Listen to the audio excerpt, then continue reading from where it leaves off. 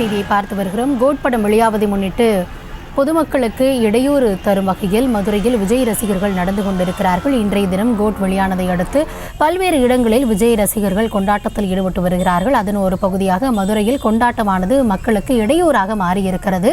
ஏராளமான பைக்குகளில் பேரணியாக சென்று போக்குவரத்திற்கு இடையூறை ஏற்படுத்தி இருக்கிறார்கள் விஜய் ரசிகர்கள். அது தொடர்பான காட்சிகளையும் பார்த்து வருகிறோம். களத்திலிருந்து விவரங்களை வழங்குவதற்காக இணைகிறார் எம்முடைய செய்தியாளர் நவநீத கிருஷ்ணன்.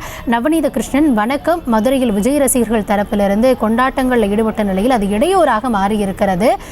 எத்தனை இளைஞர்கள் இதுபோன்ற நடவடிக்கையில் ஈடுபட்டாங்க? போக்குவரத்து துறை தரப்பில் இருந்து நடவடிக்கை மேற்கொள்ளப்பட்டிருக்கிறதா? விரிவான விவரம் என்ன?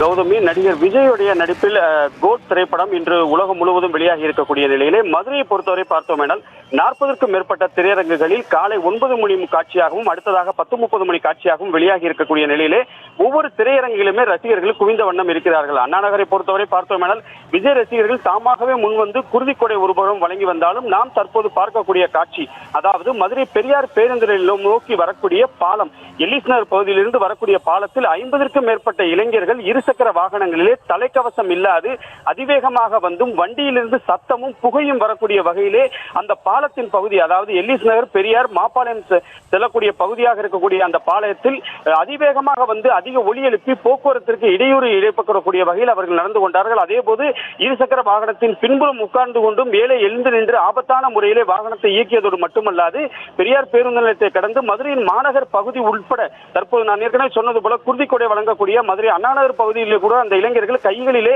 விஜயுடைய கட் அவுட்டை வைத்தவாறு பொதுமக்களுக்கு இடையூறு ஏற்படுத்தக்கூடிய வகையில் சாலைகளில் செல்லும் போது சாலையோரம் சொல்லக்கூடிய மக்கள் மட்டுமல்லாது சாலையில் செல்லக்கூடிய இருசக்கர வாகன ஓட்டிகளும் மிகுந்த அச்சத்துடனே பயணம் செய்யக்கூடிய ஒரு நிலை இருந்து வருகிறது.